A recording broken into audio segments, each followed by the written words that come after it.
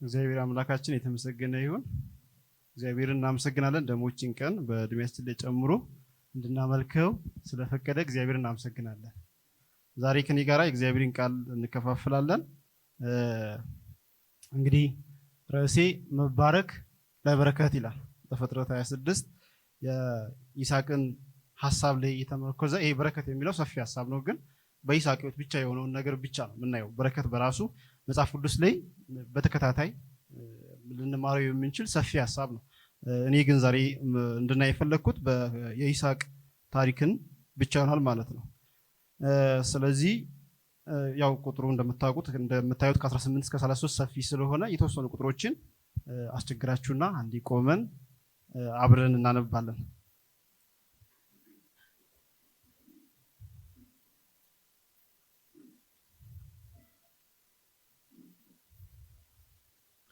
ዘፍጥረት 26 ከ18 ጀምሮ ይስሐቅም በአባቱ በአብርሃም ጊዜ ተቆፍሮ የነበሩትን አባቱ ከሞተ በኋላ ፍልስጤማውያን የደፈኗቸውን የውሃ ጉድጓዶች እንደገና እንዲከፈቱ አደረገ።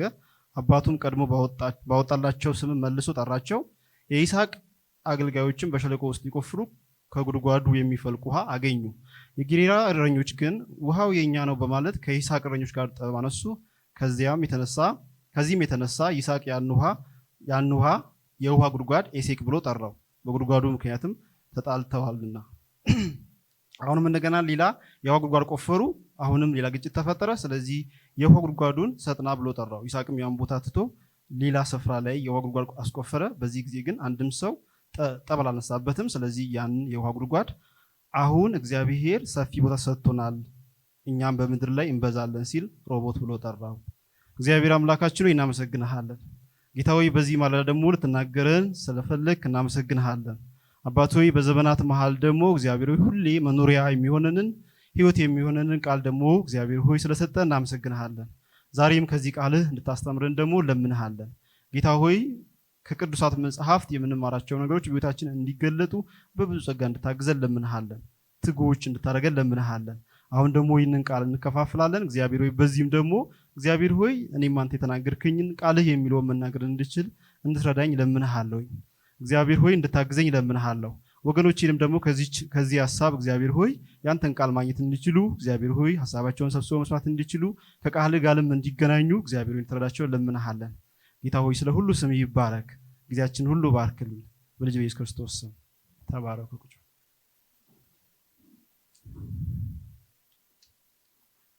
እንግዲህ ክርስትና በተለይ የፕሮቴስታንት ወይም የወንጌላውያን እምነት ከተነሳ በኋላ በተለይ ከሆኑ ዘመናት በኋላ በረከት የሚለው ቃል በጣም በሰፊው የሚወደድ በጣም የሚነገር ጮክ የምንልበት የሚያዘልለን ብዙ ነገር የሚባልበት ነው። በየትኛውም ዲኖሚኔሽን ቢሆን ማለት ነው።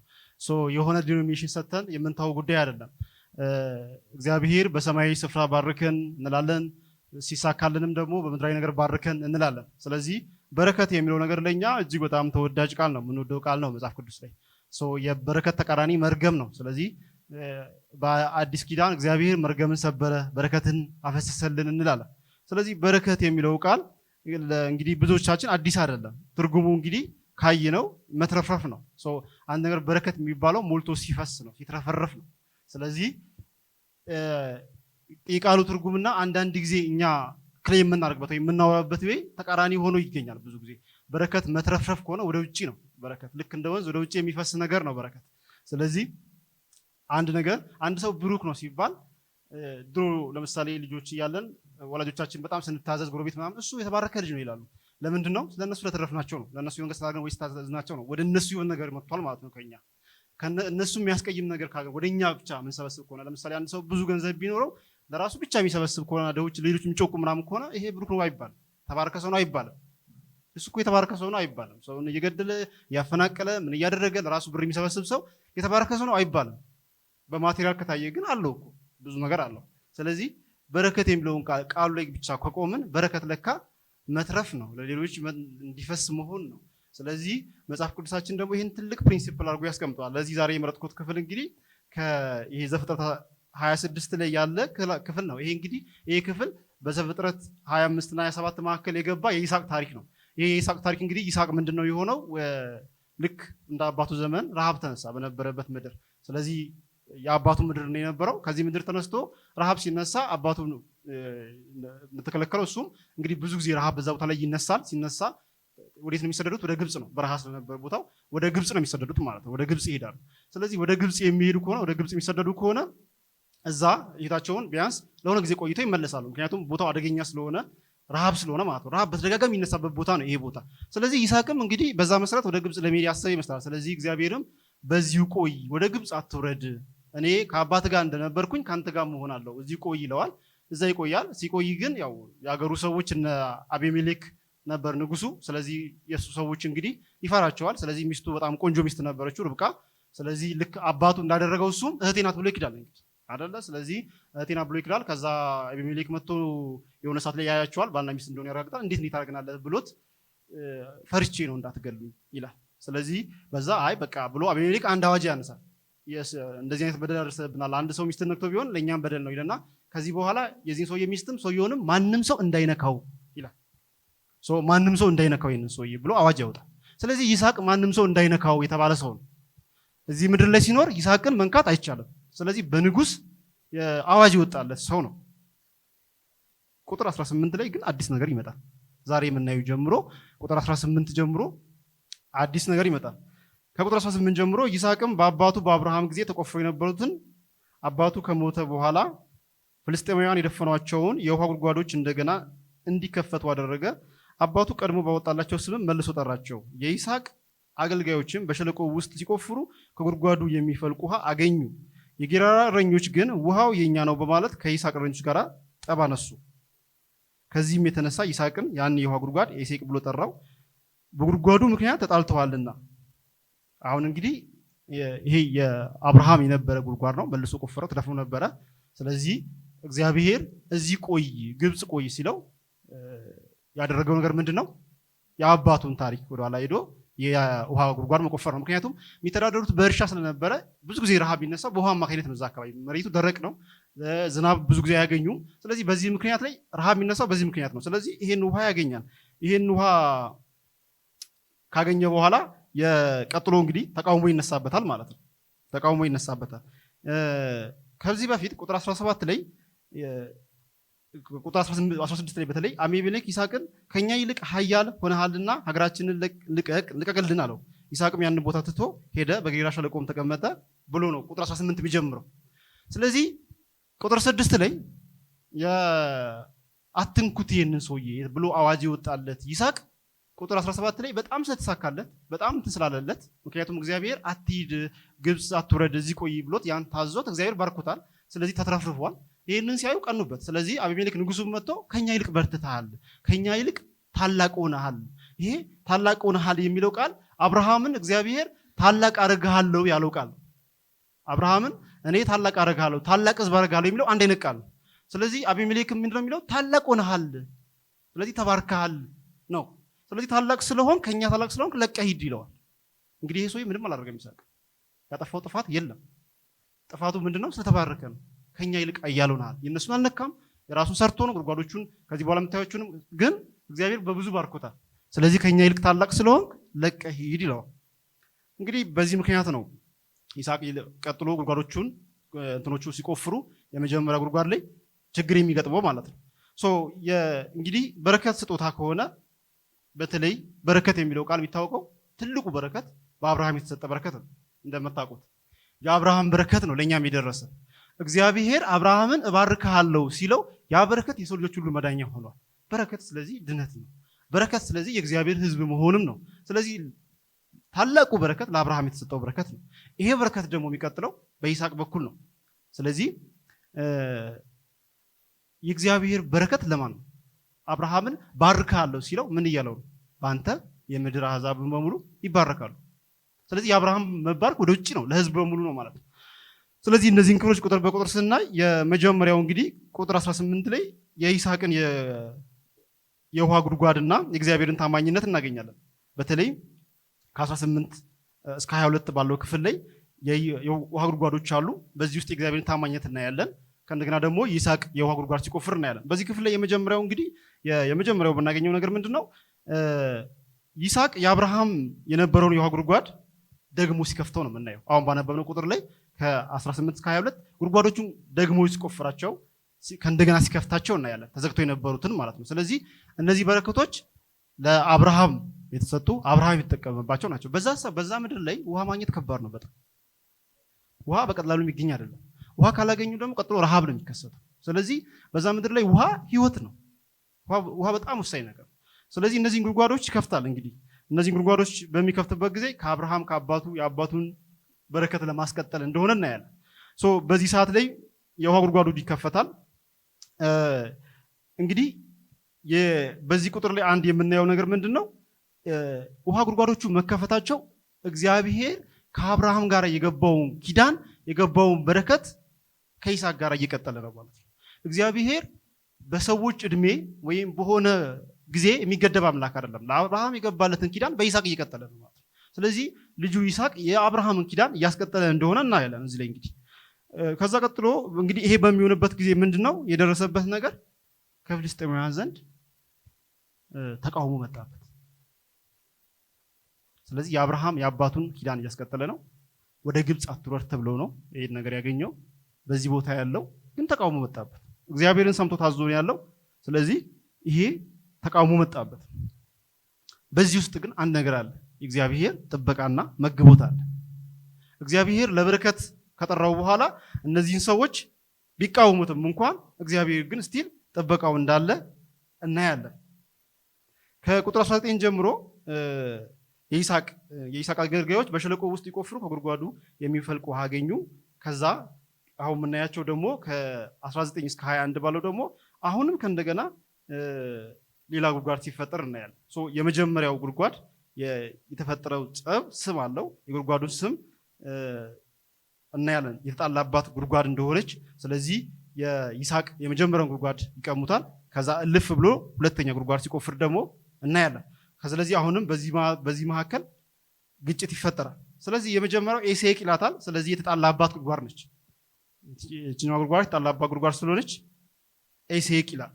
ሁለተኛውን ጉድጓድም ይቆፍራል፣ ይቀሙታል። እችንም ሴጥና ይላል። ሴጥና ያው ዋናው ወርዱ ሴጣን ተቃዋሚ እንደማለት ነው። ተቃዋሚዎች የተነሱበት እንደሆነ ለመግለጽ ያችንም ስጥና ይላታል። ከዛ ቀጥሎ እንግዲህ የምናገኘው ይስሐቅ ቁጥር 22 ላይ በተለይ ቁጥር 22 ላይ ስለዚህ ያን ቦታ ትቶ ሌላ ስፍራ ላይ የውሃ ጉድጓድ አስቆፈረ።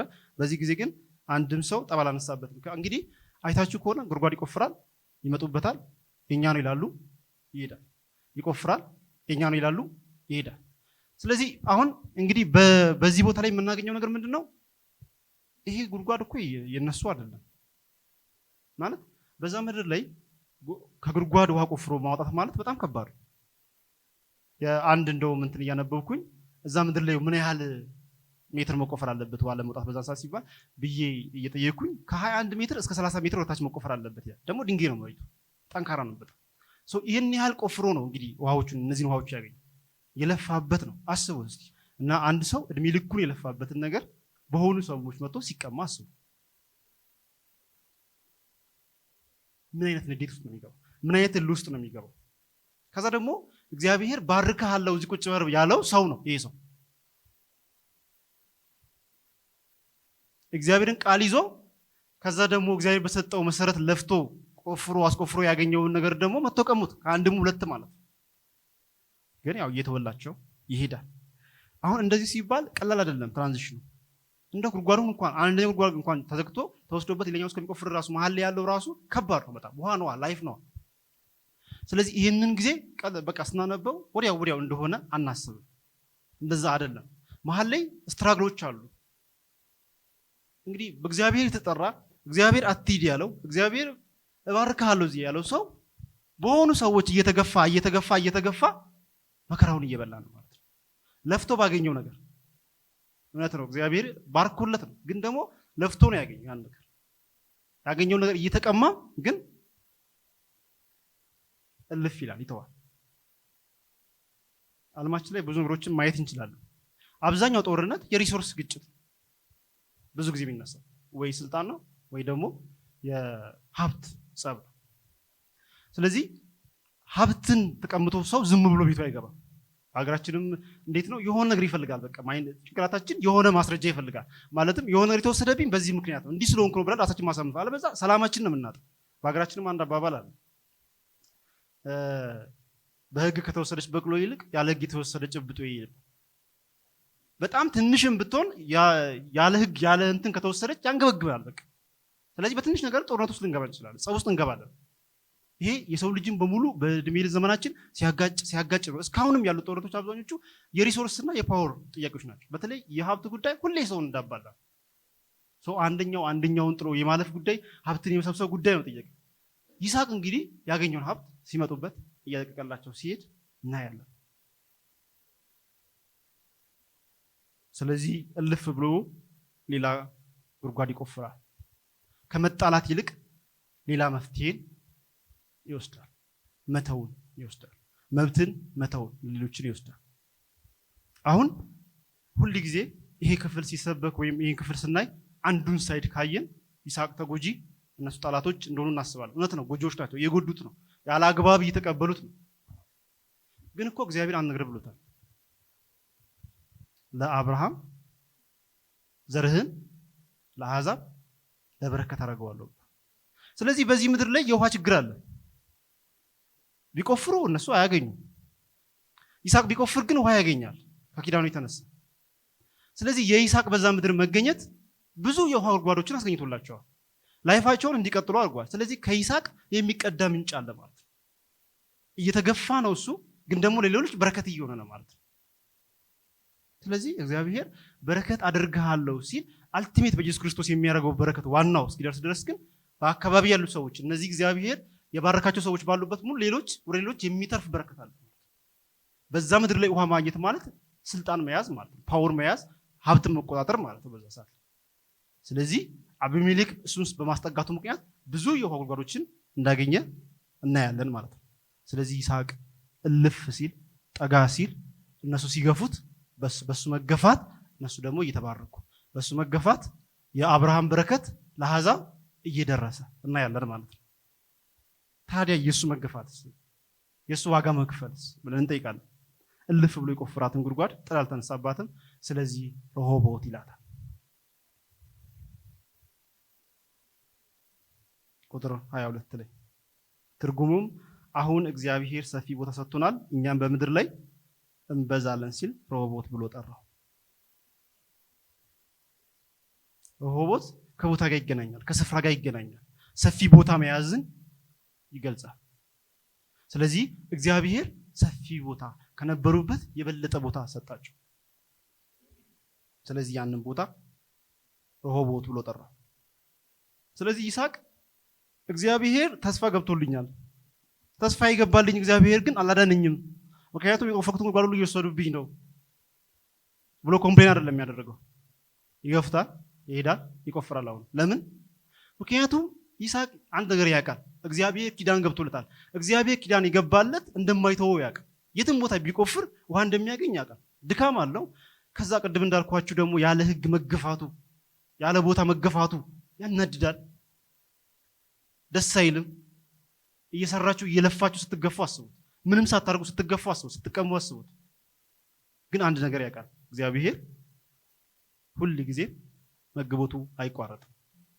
ስለዚህ እግዚአብሔር ሲመግብ ግን አንዳንድ ጊዜ አይታወቅም። በእኛ መገፋት የሆኑ ሰዎች ሊባረኩ ይችላሉ፣ አናውቀውም።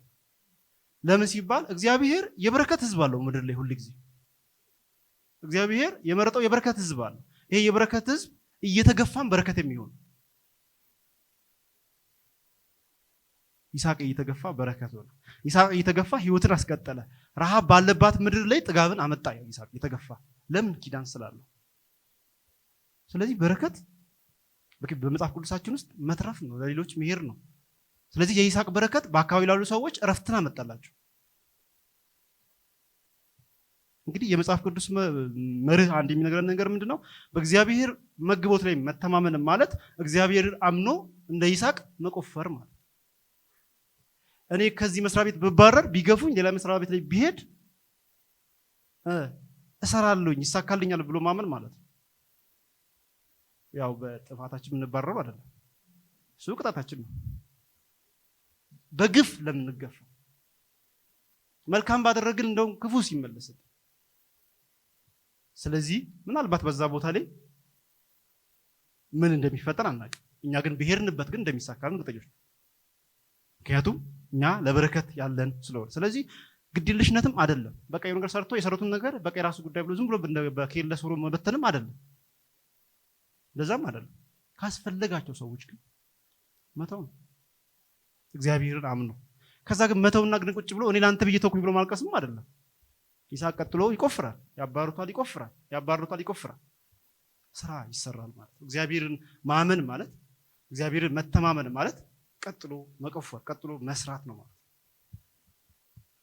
ሁለተኛው እንግዲህ ከቁጥር 23 እስከ 25 የምናገኘው የእግዚአብሔርን ኪዳናዊ መገኘት እናገኛለን፣ ጥበቃው እናገኛለን። ከ23 እስከ 25 23 ላይ ከዚያም ይስሐቅ ወደ ቤርሳቤ ወጣ። በዚያም ሌሊት እግዚአብሔር ያህዌ ተገለጠለትና እኔ የአባትህ የአብርሃም አምላክ ነኝ፣ ካንተ ጋር ነኝና አትፍራ፣ እባርክሃለሁ፣ ስለ አገልጋይም ስለ አብርሃም ስል ዘርህን አበዛዋለሁ አለው። ይስሐቅም በዚያ ስፍራ መሠዊያ ሰርቶ የእግዚአብሔርን ስም ጠራ፣ ድንኳንም ተከለ። አገልጋዮቹም በዚያ የውሃ ጉድጓድ ቆፈሩ። እንግዲህ እዚህ ላይ እስከ ቁጥር 25 የምታገኙት ቀጥሎ ይስሐቅ ተገፋ። አሁን አስቡት፣ አለው ብሶት አለው፣ ደስ የማይል ነገር አለው፣ መገፋት አለው፣ መከዳት አለው፣ የሰበሰቡትን መበተን ማጣት አለው። ስለዚህ ይሄ ሁሉ ደርሶበታል፣ ተገፍቷል፣ ሄዷል። ስለዚህ ከሄደ በኋላ ግን እግዚአብሔርን አምኖ ነው የሚሄደው። ስለዚህ እግዚአብሔር መጣ ሊያበረታው፣ አብሮት እንዳለ ሊነግረው። ስለዚህ እግዚአብሔር ኪዳኑን እንዳልተወ በሚደርስበት ነገር ልቡ እንዳይወርድ እግዚአብሔር መጣ። ይስሐቅ የወሰዳቸው እርምጃዎች በሙሉ እግዚአብሔር እንዲመጣ አደረጉት፣ እንዲነግረው፣ እንዲያበረታው አደረጉት። ስለዚህ አሁንም አትፍራ፣ አሁንም አብሬ ካለው አለው እግዚአብሔር። ስለዚህ እግዚአብሔር ለባርኮቱ ለይስሐቅ አረጋገጠለት። ይስሐቅ እንግዲህ ውሃ ጉድጓዱን ትቶ ወደ ቤርሳቤ አሁን ደግሞ ሲሄድ እናያለን። 3 ነገር ነው ያለው። የአባትህ የአብርሃም አምላክ እኔ ነኝ፣ እኔ ካንተ ጋር ነኝና አትፍራ፣ እኔ ባርክሃለሁ፣ ዘርህንም አበዛለሁ፣ ስለ ባሪያዬ ስለ አብርሃም ስል ይለዋል።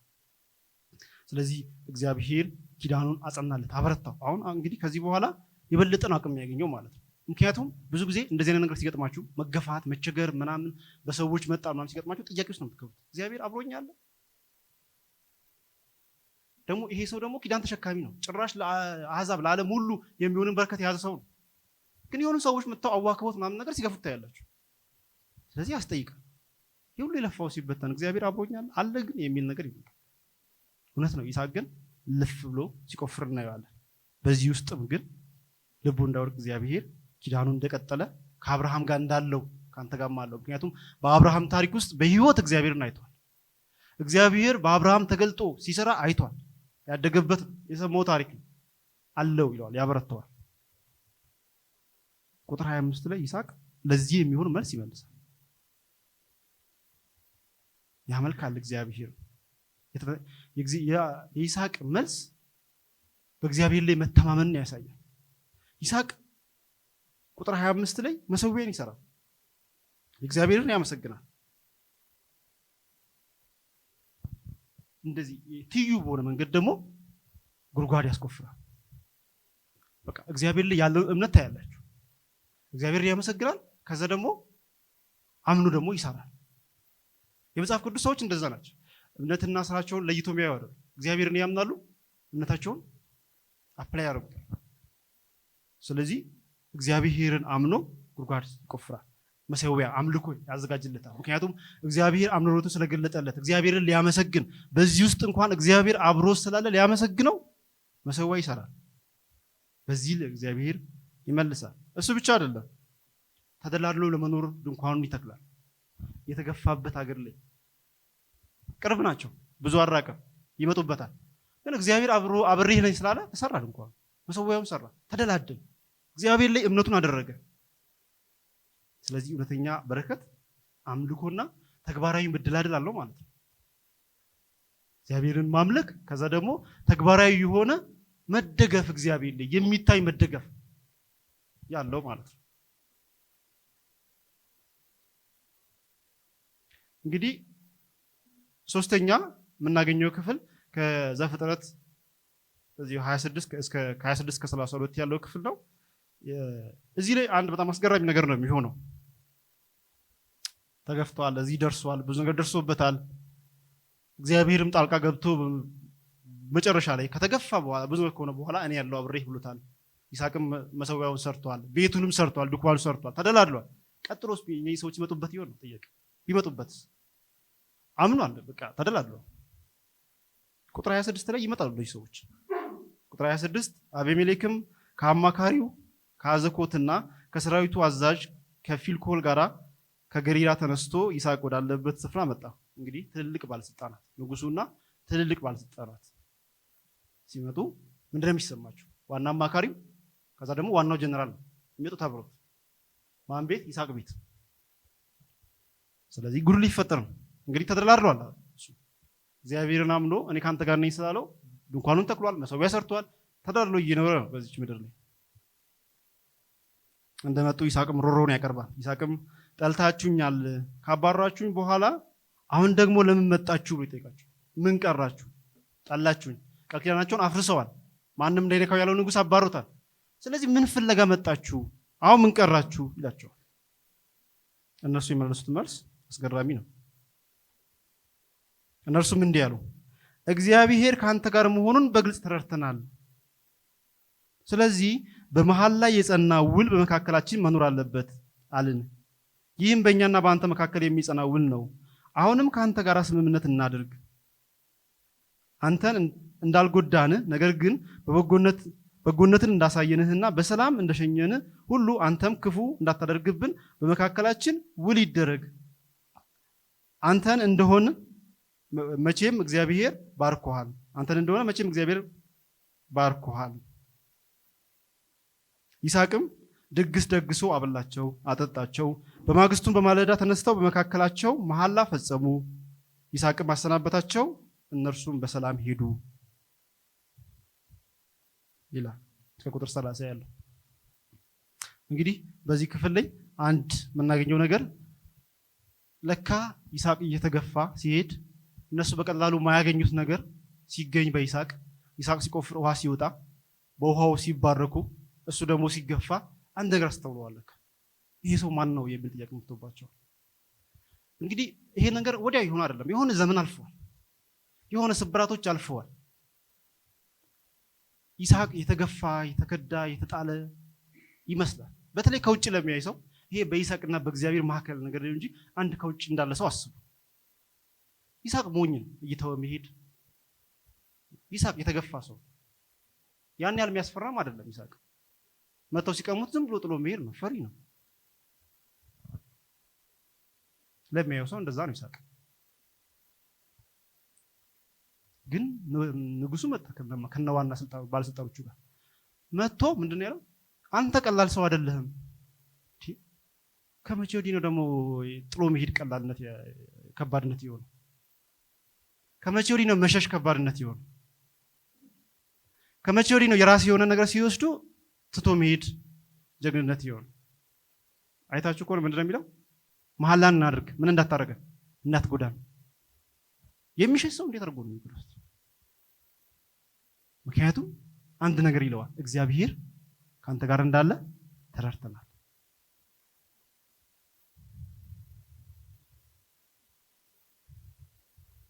እግዚአብሔር ከእርሱ ጋር እንዳለ የይስሐቅ ጠላቶች ተረዱ። አንዳንድ ጊዜ የሆነ ነገር ሲደርስ ወይ ቤተክርስቲያን ሲፈርስ ወይ ሰዎች ሲገፉ የሆነ ነገር ማድረግ እንፈልጋለን። በህግም ይሁን በጉልበትም በምንም ማስቆም እንፈልጋለን። ለምን ሲባል ማን እንደሆነ ለማሳየት ነው። ዝም ብሎ የማንም መጫወቻ ማንሆንም እንላለን። ባልተለመደ ሁኔታ ግን ይስሐቅ ጥሎላቸው በሄደው በረከቱን በተካፈሉበት ምክንያት የይስሐቅ ጠላቶች የእግዚአብሔርን በረከት ተረዱ። ይስሐቅን ገፍተውት እግዚአብሔርን አወቁ። ስለዚህ ይስሐቅን ፈሩት፣ አከበሩት። አንድ የሀገር መንግስት መጥቶ ከሱ ጋር መሐላ ፈጸመ። ሰራዊት ያለው ማለት ነው። ይስሐቅ ሰራዊት የለውም እኮ። ለምን? ምክንያቱም የእግዚአብሔርን በረከት ተረዱ። ኃያልነትን ለማሳየት የሚካሄድ ነገር፣ ኃያልነትን ለማሳየት የምንሄድበት መንገድ፣ አሁን ያለው ስርዓት፣ አሁን ያለው ወይ የትም አያደርስ። አንድ ሀገር ብዙ ሰራዊት ቢኖረው ሌላ ሀገር ብዙ ሰራዊት ማከማቻ ያቅተው ቀላል። ስለዚህ በዛ መፈራት ሞኝነት ነው ማለት ነው። መተው የአሸናፊነት መንገድ፣ መተው የእግዚአብሔርን በረከት ማሳየት፣ መተው የእግዚአብሔርን ማንነት ማሳያ መንገድ።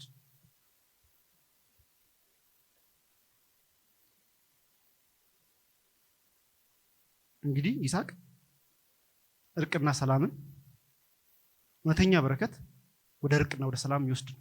እውነተኛ በረከት ሰዎችን ወደ እርቅ የሚያመጣ ነው። እውነተኛ በረከት ተቀማው ተብሎ ለጦርነት የሚያስወጣ አይደለም።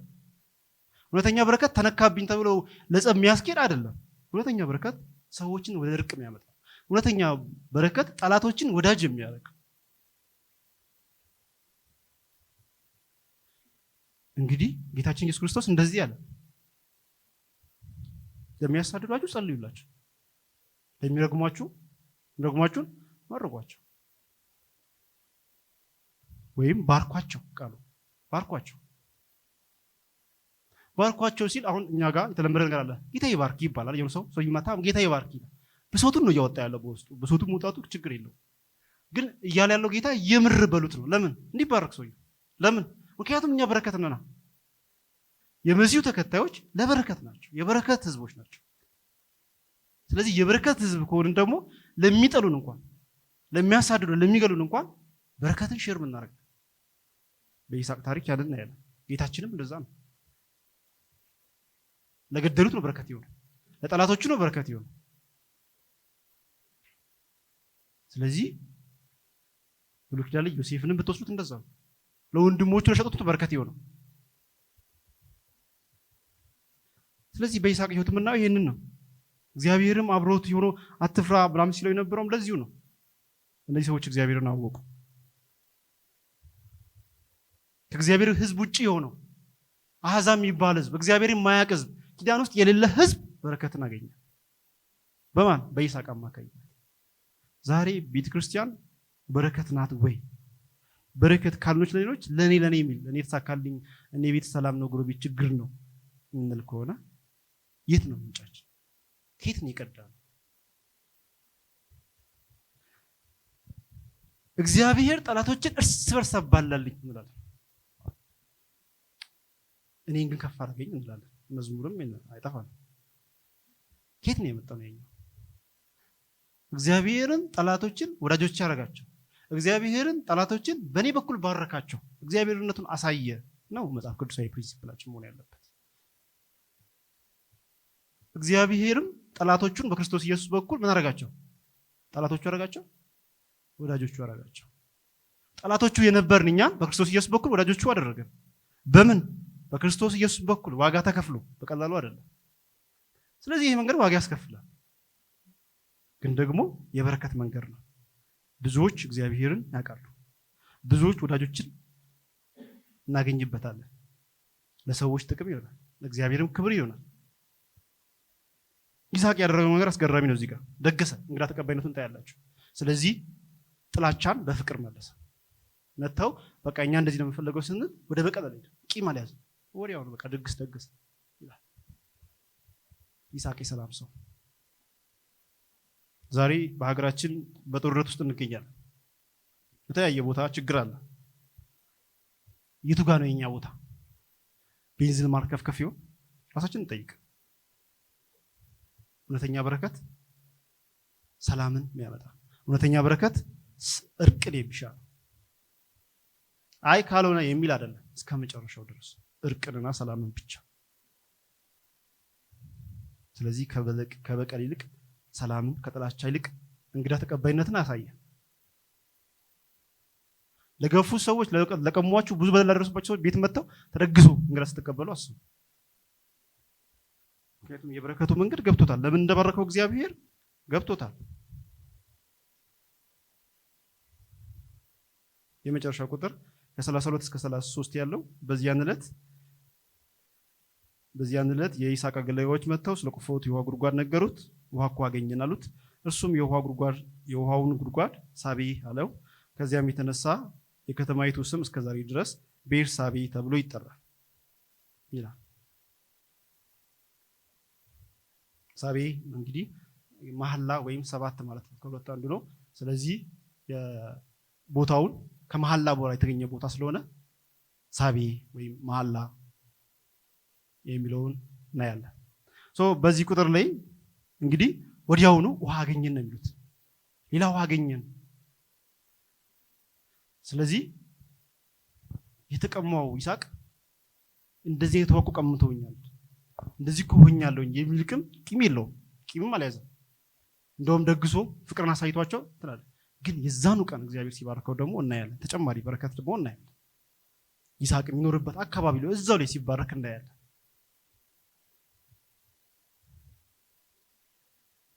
በእግዚአብሔር የተወደድን በእግዚአብሔር የተጠራን እኛ ምንም አስቸጋሪ በሆነበት ሁኔታ ውስጥ ብንሆን፣ ምንም ያህል ሰዎች የትኛውንም ያህል ቢያደርሱብን፣ ያለን አማራጭ አንድ ነው። የተጠራ ነው ለበረከት ነው። በረከት የራስን መደላደል መፍጠር አይደለም።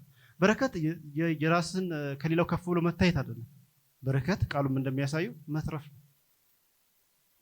በመገፋታችን ለጠላቶቻችን መትረፍ ነው። ለወዳጅ እኮ አይደለም፣ ለቤተክርስቲያን ሰዎች አይደለም። እሱማ ጌታም ብሏል እኮ ለወዳጆቻችሁ ብታረጉማ ሁሉም ያደርጋል። እሱ ግዴታችን ነው፣ እናደርጋለን። ሌላውም ሰው ለሚወደው ሰው ግን ያደርጋል፣ ለጠላቶቻችን ጭምር እስከዚህ ድረስ ይላል በረከት። እኛ ግን ዛሬ ከውስጥ እንኳን አቅቶናል። ከውስጥ ወንድሞቻችንን እንኳን ለእነሱ እንኳን በረከት መሆን አቅቶናል።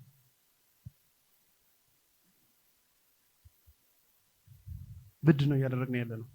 ግጭትን እያባባስን ወይስ በህዝብ መካከል እርቅን እየፈጠር? ራሳችንን ጠይቅ። በየፌስቡኩ ቲክቶኩ ላይ በምናደርጋቸው ነገሮች የምንናገራቸው ነገሮች ከሰዎች ጋር በምንናገራቸው ነገሮች ሰዎች እየቆሰሉ ነው ወይስ እየተጽናኑ? በይስሐቅ ያየነው አንድ መታዘዝ አለ። ሁሌ መታዘዝ፣ በከፍታም በዝቅታም መታዘዝ፣ እግዚአብሔርን ማመን፣ ታማኝነታችንን እግዚአብሔር ላይ ቼክ ማድረግ ያስፈልጋል። እግዚአብሔርን እናምነዋለን ወይ? በዚህ ሰዓት ላይ በተገፋን ሰዓት የምር እግዚአብሔር የተሻለ መንገድ አለው ወይ ብለን እናስባለን? አንዳንዴ መገፋት ደስ አይልም። መገፋት የሚያስጠላ ነገር ነው። ግን እግዚአብሔር ይመስገን እግዚአብሔር አለ። ብንገፋ እግዚአብሔር አለ። በተውንበት ነገር እግዚአብሔር አለ። አንዳንዴ መሀል ላይ ያለው ጋፕ አይመስልም፣ ይጨልማል። ግን እግዚአብሔር አለ። አይዟችሁ እግዚአብሔር አለ። እኛ እግዚአብሔር የባረከን ህዝቦች ነው። ስለዚህ እግዚአብሔር ቀጣይ ላይ የሚያደርግልን ነገር አለ። እንሰራለን። ቀጣይ ስራችንን እንቀጥላለን ማለት ተስፋ አንቆርጥም። ምክንያቱም እኛ ለእኛ ብቻ አይደለም ለበረከት የተጠራን ሰዎች ስለሆነ እግዚአብሔር ደግሞ ሲያሳካልን ምስጋና ያስፈልጋል። እንደ ይስሐቅ መሰዊያ መስራት ማመስገን ያስፈልጋል። እውነተኛ በረከት ወደ ምስጋና ይወስዳል። አይኩራራም። ራስን ከፍ ወደ ማድረግ አይደለም፣ እግዚአብሔርን ወደ ማመስገን፣ ወደ ለሌሎች ሰዎች እግዚአብሔርን ወደ ማሳወቅ ያድጋል። ለሚገፉ መልሳችን ምንድን ነው? ጥበብና እርቅ። ይህ ብቻ ነው ያለን መንገድ። ሁሉ ጊዜ የሚገፉን ሰዎች በጥበብ እንይዛቸዋለን። መንገዳችን ወደ እርቅ፣ የተቻለን ዋጋ ሁሉ ከፍለን ወደ እርቅ። ምክንያቱም የተባረከን ህዝቦች ስለሆነ፣ አለበለዚያ በባረካችን ጥርጣሬ ያስነሳል ማለት ነው። እውነተኛ በረከት የግል ማግበስበስ ሳይሆን ለሌሎች የሚተርፍና የሚጠቅም ላላመኑትም ጭምር መሆን አለበት። ባርኮት ለእግዚአብሔር ታማኝ መሆን ነው። እውነተኛ ባርኮት፣ እውነተኛ በረከት ለእግዚአብሔር ታማኝ መሆን ነው። በእግዚአብሔር መግቦት ላይ መደገፍ ነው እንጂ የሆነ ነገር ስናጣ ዋጋ ከፍለን ያን ነገር ለማግኘት መሞከር አይደለም። ሰዎችን ግጭት ውስጥ ገብተን በተለይ ግጭት ውስጥ ገብተን ማስመለስ አይደለም። እሱ አይደለም። በእግዚአብሔር ላይ መታመን ነው። ግጭትን ማስወገድ ነው እውነተኛ በረከት። እርቅን መውደድ ነው እውነተኛ በረከት። መከፋፋትን ማስወገድ ነው እውነተኛ በረከት። ብንከፋፋቸው ነገሮች በተለይ የኔን ጥቅሜን ነካብኝ የሚል ከሆነ አደገኛ ነው። ይሄ የበረከት መንገድ አይደለም። ጌታም ብሎናል አይደል? እጀ ጠባብን ቢወስድብህ ስጠው፣ ፈልገውት ተውለት። እንደዚህ ሲል ራቁትህን ኑር እያለ አይደለም አለ። ቀጣይ ማለት ነው። ከእጁ ማይነጥፍ ሁሌ ባለጸጋ የሆነ አምላክ አለ። የትም ቦታ ላይ ደረቅ ቦታ ላይ እነሱ እዚህ ቦታ ውሃ ማይታሰበበት ቦታ ላይ ውሃ ሰጠው ይስሐቅ። ምንም የሌለ በሚመስል ቦታ ላይ እግዚአብሔር ታምር መስራት የሚችል ፕሮቫይድ ማድረግ የሚችል አምላክ ነው። ማመን ያስፈልጋል ማለት ነው። በረከት የስኬታችን ምንጭ፣ ስኬታችን ራሱ እግዚአብሔር እንደሆነ መታመን ማመን እና በዛ መኖር ነው። እግዚአብሔር ከሆነ ያሳካልን ብናጣው ምን ያስፈራናል? ምንጩ እግዚአብሔር ከሆነ ሳጣው መሆናለሁ እንዴት እንላለን? እግዚአብሔር እያለ። ስለዚህ በረከት ምንጩ እግዚአብሔር እንደሆነ ማመን በዛ መኖር። እስቲ አንዳንድ ጥያቄዎችን ልጠይቃችሁና ልጨርስ። ይሄ ጥያቄ ለእናንተ ብቻ ሳይሆን ለእኔም ጭምር ማለት ነው። በስራ ቦታችን የኛ መገኘት ለሌሎች በረከት ነው ወይስ እርግማን?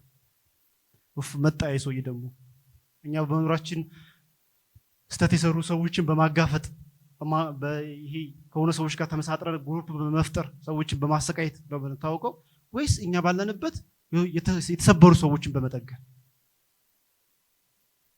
በምንሰራበት ቦታ እኛ በመኖራችን እረፍት ነው የሆን ነው ወይስ ደግሞ አስቸጋሪ ሰዎች? የተባረከን ህዝቦች፣ እግዚአብሔር የባረከን ህዝቦች፣ በክርስቶስ ኢየሱስ የተባረከን ሰዎች ባለንበት ቦታ ለሰዎች እረፍት፣ ለሰዎች ለሌሎች በረከት ከኛ ሁሉ ጊዜ የሚቀዳ ልንሆን ይገባል። እንደዚህ ስላችሁ በብዙ ነገር ነው። ብዙ ጊዜ በረከት ሲታሰብ ከማቴሪያል ጋር ስለሚገናኝ ነው እንጂ ማቴሪያል ብቻ አይደለም። በጣም ብዙ ነገር። አንድ መስሪያ ቤት ላይ በታማኝነት የሚሰራ ሰው፣ ሰዎችን በኩል የሚያስተናግድ ሰው፣ በጣም የብዙ ጉስቁልና የብዙ መሰቃየትን የሚያስቀር ሰው።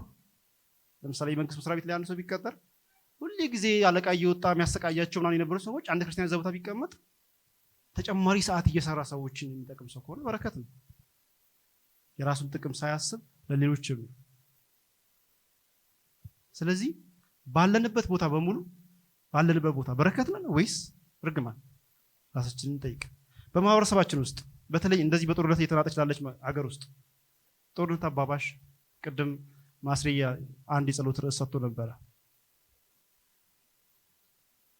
የልጁ አባቱን አስገደለ የሚል ማለት ነው። ልጁ የመንግስት ደጋፊ፣ አባትየው ደግሞ ልጁ ፋኖ፣ አባትየው ደግሞ የመንግስት ደጋፊ ስለነበር አሁን እነዚህ ሰዎች ለመፍረድ አይደለም፣ ግን ክርስቲያን ሆነን አባብሰን ነገሩ እዚህ ጋር እንዲደርስ ያደረግን ሰዎች የለንም ወይ? ለዚህ ነገር እጃችን የለበትም ወይ? ከየትኛውም ሳይዱ ነው፣ ከመንግስትም ሳይዱ ነው፣ ከዛም ሳይዱ ነው፣ ከየትም ሳይዱ ነው። እርቅን ከመሻት ይልቅ ለኩሰናል ወይ? ልጅ አባቱ ላይ እንዲነሳ አስተዋጽኦ አላደረግንም ወይ? ዝም ብለን የጻፍና ኮሜንት የሆነ ሳይት ተናገርናን ነገር የሆነ ነገር የላትም ወይ? የቱ ነው በረከት ታዲያ?